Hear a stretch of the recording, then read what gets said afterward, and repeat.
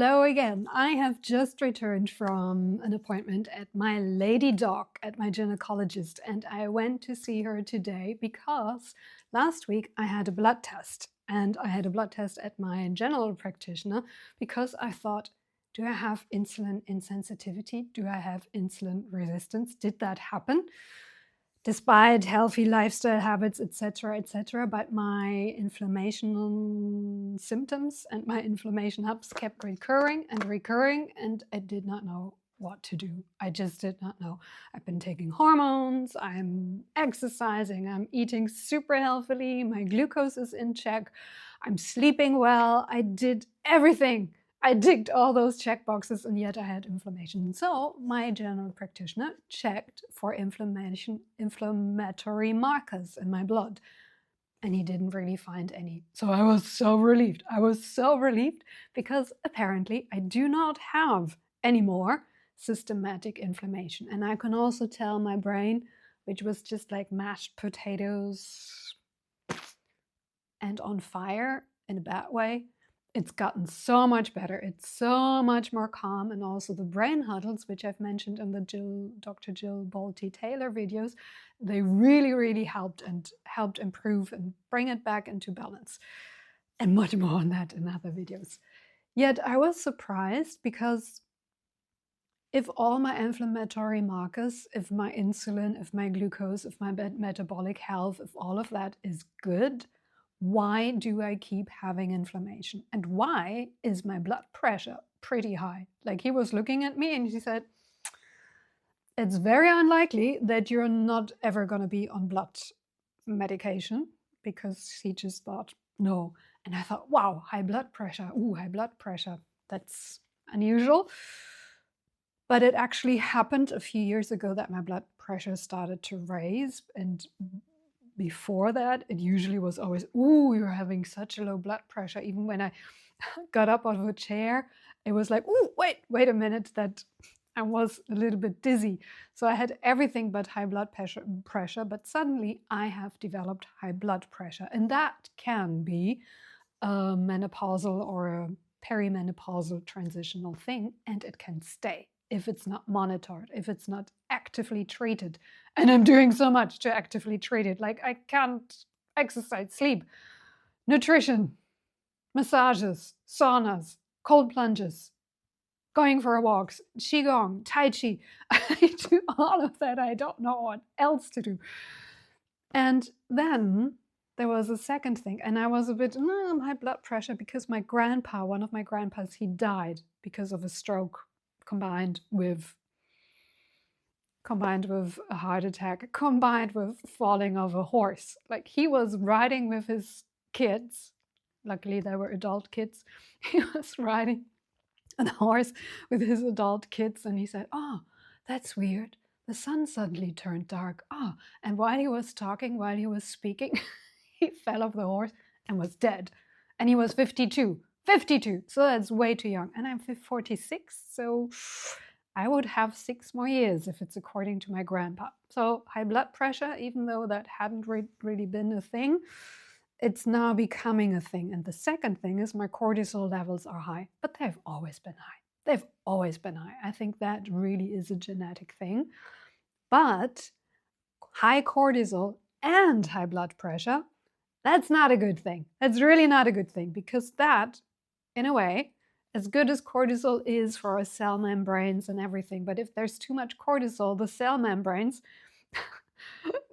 they might be too strong, they might be too inflexible, and it might be too hard for the blood also in the vessels to pump the blood. So high cortisol and high blood pressure, not a good mix.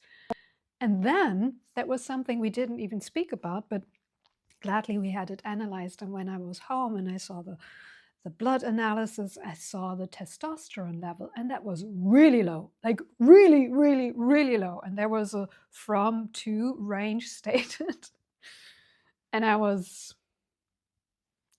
less than, even about 60–70% less than the lower range stated. I was 0.09 nanomole per liter.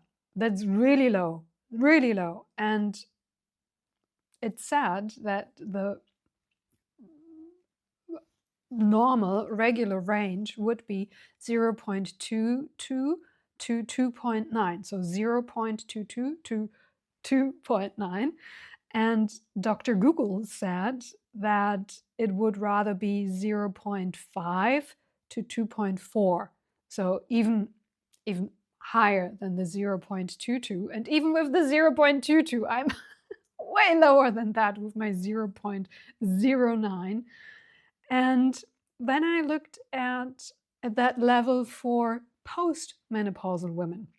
So postmenopausal women, it's still low. I mean, normal ranges, and again, normal does not exactly mean it's healthy, but normal ranges for postmenopausal women is 0.1 to 1.0 nanomole per liter. So that is kind of closer to my levels, but I am in perimenopause. I'm in the midst of perimenopause. I'm experiencing all the crazy shit you're experiencing during perimenopause and have been experiencing, and who knows what's around the next corner. But I'm not post-menopausal yet. I think I have some good 4 or 5 years ahead of me if I'm the average.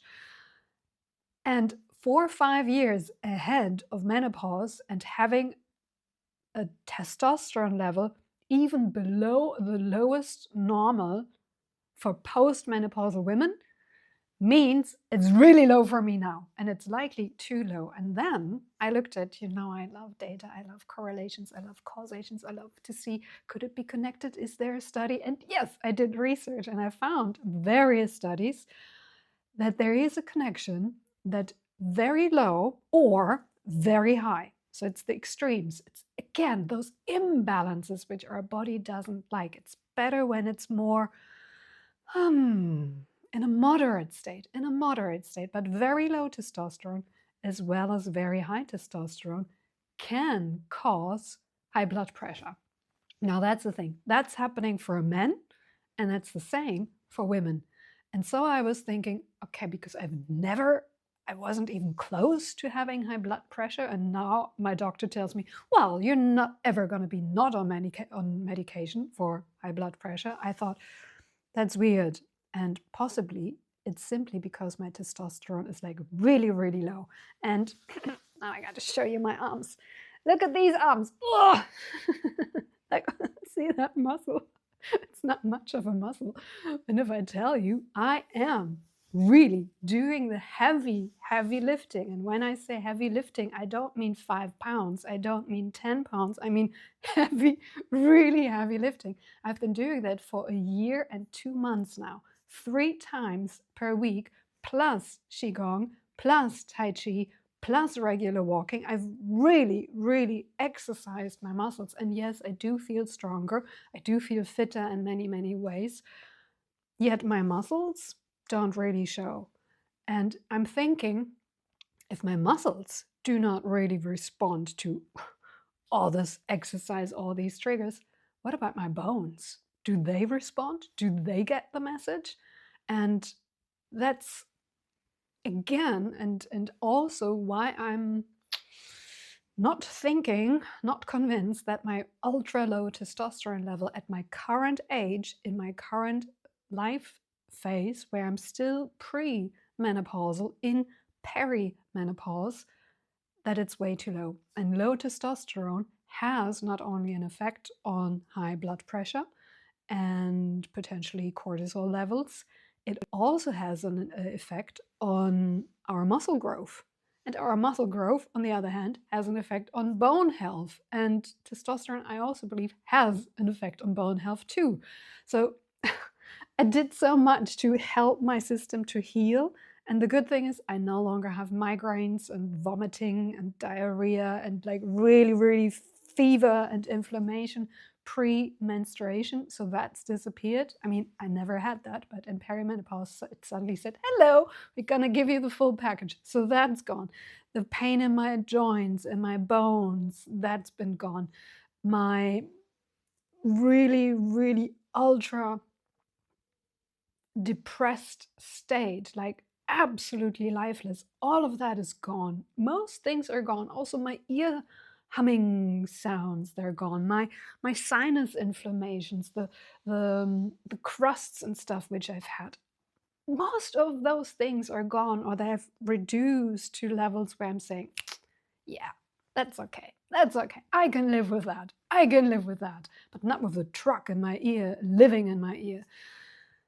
And so I've did so many things, even now monitoring glucose and everything and keeping track of that. But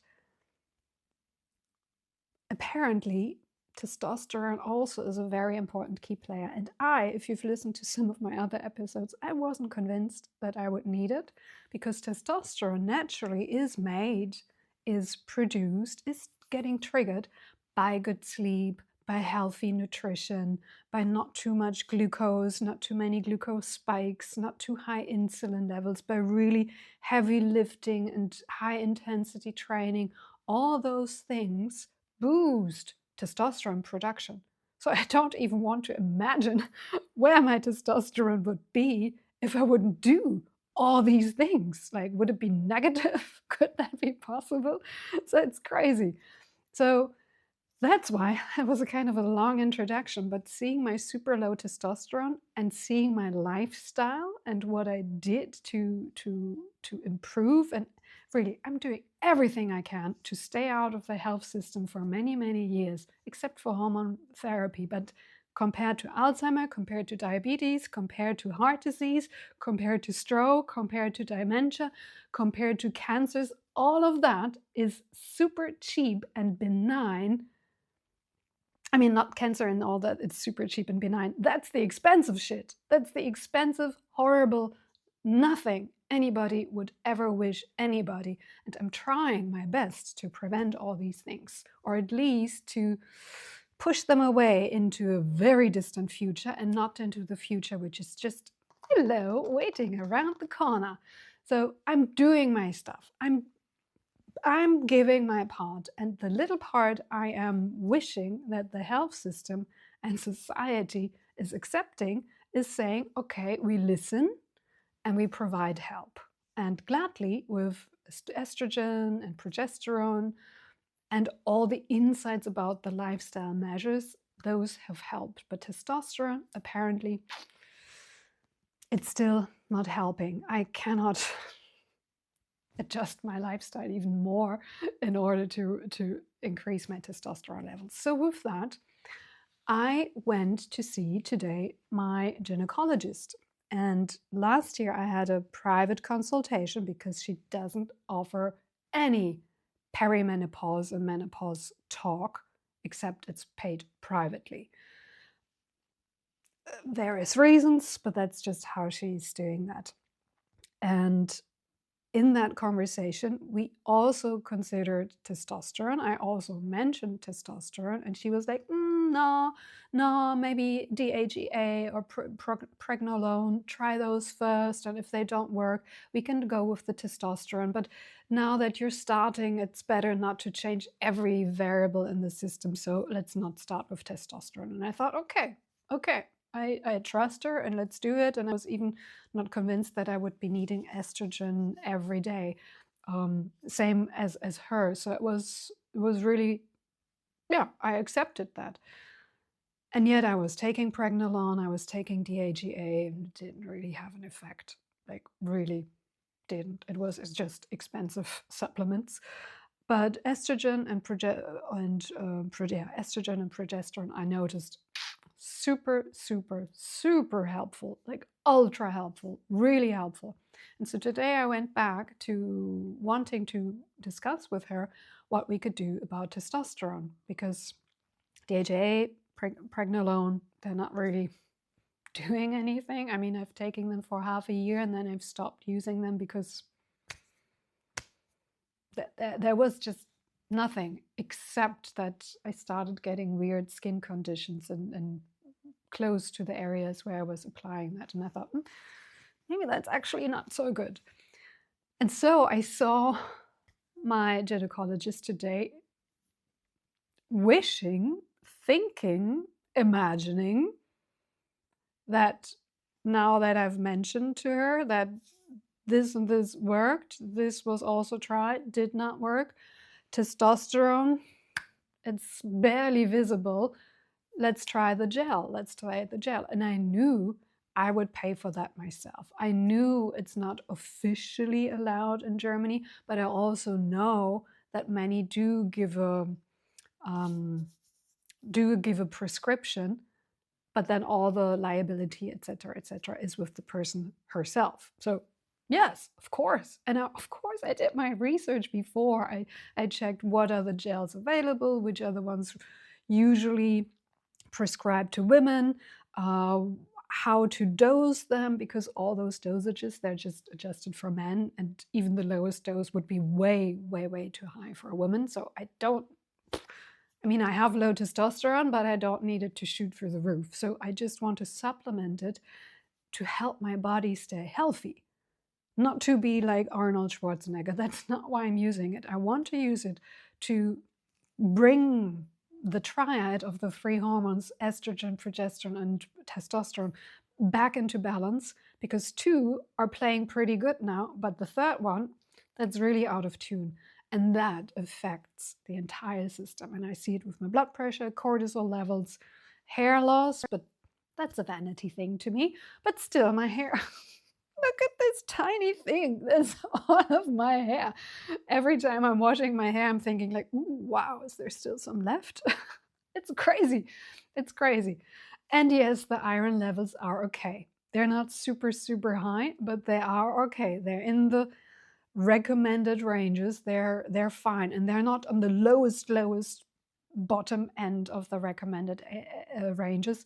They're okay. I will try with supplementing some iron. I will try to eat some more iron-rich foods, but keeping it easy on the red meat, because that really does give me inflammation. But nevertheless, I will try to raise my iron levels maybe a little bit more. But coming back to the conversation with my lady doc, I imagined, as we've started with the various things, this worked, this didn't really, this also didn't really, okay, let's try testosterone. As we've been speaking about that in our initial private consultation, expensive conversation, I thought, okay, now I got to see her and tell her, let's try it. And then she said, no, we're not going to do that, because no, we need another consultation. And I was like, why? We've had that. And I did all the research. I know exactly what I want, why I want, and how it's connected to all the other health things in my body. And she said, no, we need another consultations, another menopause, perimenopause, consultation. And again, it's privately paid. And I was a little like, really? I'm happy to pay for that. Not happy to pay for that, but I'm willing to pay for that if I'm really sure enough that it's going to be worth it. Yet, I had this tiny alarm, or be cautious, because when I mentioned that my testosterone levels were like really, really low, she was like, yeah, but in those blood analysis sheets, the laboratories who do the analysis, they just write whatever range. There is no range for women. And I was like, weird. And I checked afterward. I checked the range, which was on my blood test. And I checked Dr. Google and various other official sources, and they all state a very similar range. There is a little bit of a difference at the lower end and at the higher end, but still, it's super, super close. And my levels, whatever range it was, whether the lower one or the higher one or this source or that source, whatever source, my level was poof, way below that, 50%, 60%, way below that. And so I'm thinking, well, if she doesn't know about normal or healthy testosterone ranges for women pre-menopause and post-menopause, how would she ever know what to prescribe? How would she ever be able to keep track if my levels are okay? And then she mentioned, yeah, but the DHEA, yeah, it was rather low.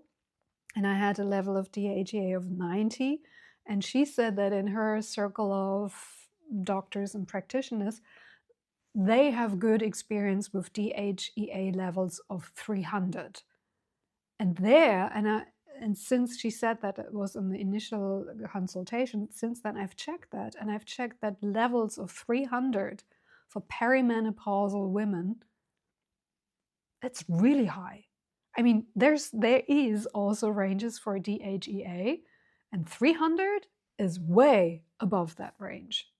Way above that range. I mean, there's some, not true. I mean, I did see some sources which said that the range up to 400 is okay, but most were about 290, 280, stuff like that. And let me double check. Yeah, I double checked, and I have it here. DHEA is a hormone which is a predecessor of many other hormones. It can be turned into testosterone, into estrogen, and it's like the ultimate source, or one of the ultimate sources. So it is good to have DHEA in the body, and DHEA declines continuously as we age. There's not necessarily like peaks, ups and downs as we have with other hormones as we are transitioning through perimenopause, but DHEA still is pretty, or is the highest when we're in our teens, and then it keeps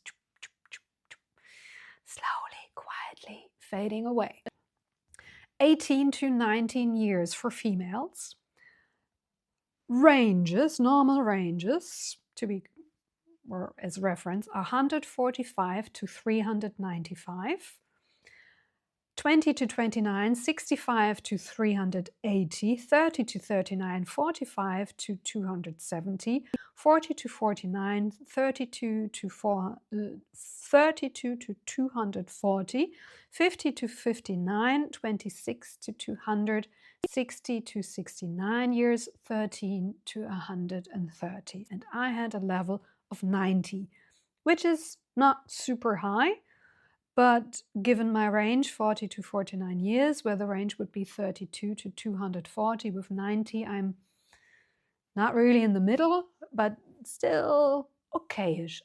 I'm not at the last bottom of the range or even below the bottom of the range, which I am with testosterone. And so I could supplement DHEA, but who knows if my body is really able to make it into testosterone and not produce more estradiol, or so I don't know. I mean, it would be smart enough, I hope. But with the other hormones, I'm good. I'm good now. It's just the testosterone which is really off balance. And the DHEA, even though it's not super high, it's an okay range. It is in an okay range. And now the recommendation to raise my DHEA level to 300, that would be above even the reference rate for 30 to 39-year-olds. That would, and 380 and 395 are the highest reference points for 18 to 29-year-olds. So I don't need to turn back time 20 years. I really don't. I mean, I absolutely trust that there is seen a benefit, that there is a health effect, that people might appear fresher, younger, whatever. But that's in a way turning back time 20 years with levels which are really high. I don't need to do that. I want to do what I can now to keep a healthy system. And my testosterone levels are telling me, we're shriveling away, we're dying. That's what I need. That's what I need. And I do not need to increase it to levels which I've had when I was 18, 19, or 29. I do not want that. I do not need that. That's absolutely not my intention. My intention is to bring my testosterone at least into the range which is considered, and not 50, 60% lower than the ranges as referenced. So that's my intention. And also, DHEA is a hormone or a supplement which is, I mean, there's various forms, but if you buy it without a prescription, it's mostly an oral supplement. And oral intake of hormones can have massive deviations from how they function and how they interact in the body. Just as a comparison, estrogen taken orally and estrogen as a gel put into your skin or as a patch have very, very different effects on the body and very different levels of side effects. So it's not recommended anymore to take estrogen as a pill, but rather really to try a patch or a gel or other version, but not to take it orally, so it does not go through the liver and is metabolized there. And I'm taking progesterone for the second half of my cycle. That is taken orally, but I do not want to give my liver another hormone boost every day simply because my testosterone levels are too low. And testosterone, just as estrogen, can easily be applied transdermally through the skin. Super easy, super easy. So I'm really confused and in a way mesmerized that it's so difficult, such a challenge, so cost intensive and so unnecessarily complicated for us perimenopausal women to get the help and treatment which benefits us, not only now, today, but also in the future. It's so much cheaper to prescribe a silly gel and to apply it, and instead of down the line 5 years to be on blood pressure medication, to be on cortisol medication, to be a cardiovascular patient, to be a stroke patient, to have diabetes type 2, to develop cancers, to break down with cognitive function and whatever. It's just insane that those tiny steps, those tiny little things of help, which we can take now, not every woman needs to take it. I'm really saying not every woman needs to take it. If you're fine, you're fine. But if you're not fine, if you really, really want help, need help, not just for fun, not just because I want more full hair, but because you want to prevent so many unhealth conditions, it's so much cheaper, it's so much easier to do it now than down the road. And I was so perplexed that I didn't even ask her for, what's the name? For a transfer to get a DEXA scan. And I know I'm too young officially for a DEXA scan. I just wanted to have the transfer so I could go and pay it for myself because I wanted to know what's my bone density? How are they? Because my muscles, they're not really strong. They're not really growing. And I am a bit scared that my bones as well are not really in the best condition. So I wanted to have it as a boost to stick to the routine and keep exercising, because it's still, even though I'm in the routine now, it would be so much more fun to not go. Oh, yeah, honesty speaking there. But I do go because I want to stay healthy.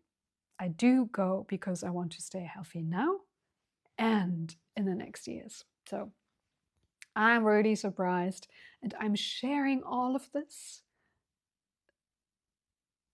I'm sharing all of this so that it's easier for you to transition through this phase. It's easier for you to prepare your conversations with your doctors. It's easier for you to ask the questions at your doctors and listen and tune in to think, is this really the help which I need? Can he actually provide the help which might be needed? Or do they just want to do the next pap smear and get you out of the office and that's it? I'm sharing that with that intention. Some of my information, as I've been listening to some of the videos, might not have been 100% correct, but everything I'm sharing at a given moment has been researched, has been shared with the best intention and with my experience, what I'm discovering, going through, learning. And as I'm learning in this phase, in this transition, my learnings will change, they will add, they will expand, and they will get rid of some other learnings too. So I'm keeping this journey still, and I'm looking forward to have you continue to be on this journey, and I really hope it's helpful for you. Yeah. With that, find doctors who listen to you, find doctors who know about perimenopause and know about reference ranges, and who do not take the too easy route. Unless you want that, of course, then go with that. I hope you found this helpful. If you found this helpful, please share in the comments. If you found ways how to identify doctors who listen, how to identify doctors who also are open to testosterone, who are also open to testosterone even though it's the male version and not just let it mixed by the pharmacy.